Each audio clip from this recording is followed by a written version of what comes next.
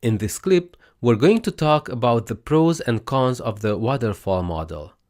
Let's first see the benefits of using the waterfall. This model requires clarity on almost every detail before writing a single line of code. This approach has a huge benefit. The detailed design document leaves no room for misunderstandings. In order to come up with a detailed design, the architect has to perform a thorough analysis on all the features and requirements for the given software product. While this can be challenging and time-consuming, it has the benefits of spotting most of the issues that otherwise may appear later. By identifying the problems early on, we can reduce redesign and bug fix costs at later stages. Note, however, that no methodology can guarantee bug-free software. The other benefit of having a detailed, up-to-date design document is that information is not lost. The team setup usually changes over time.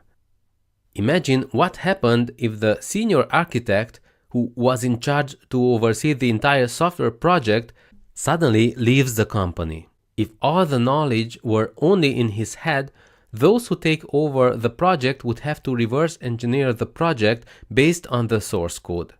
For large, complex projects, this may take up to several weeks. The waterfall model is not well suited for abrupt changes. It is based on the assumption that both the requirements and the design can be defined at early stages. This can lead to carving in stone some assumptions which may become obsolete later on. The customer may change their mind and ask for new features that do not fit well in the original set of features. A customer who precisely knows what they want is every software professional's dream to come true. Unfortunately, this rarely happens in real life. Deciphering what the customers really want can be more challenging than you'd imagine. Therefore, coming up with a precise and clear set of requirements is time-consuming and even impossible in some cases. If the requirements can't be clarified within a certain amount of time, an agile methodology may be a better choice. Another caveat of the waterfall model is the big initial investment that is required to create a detailed design. Up to 40% of the overall development time may be spent on architecture definition early in the software development cycle. Besides, the development can go in parallel with the design definition work. Now that we know the pros and cons of the waterfall model, let's see what kind of projects it is best suited for.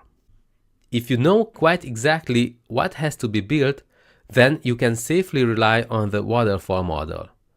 All the pros we brought up will make your life easier.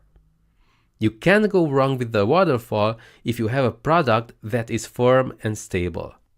Typically, mature or legacy projects which have a stable feature set fall into this category. Go for the waterfall model if the likelihood of unexpected feature requests is low. If the environment your software is using or relying on, like the platform, the SDK, the hardware, follows a stable, predictable path and every information is available, then you can't go wrong with the waterfall.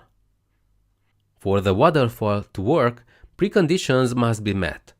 This includes the capability to clarify vague requirements, ability to write detailed design documents, in-depth understanding and knowledge of UML and design patterns, quality awareness, and willingness to write clean code based on a design document.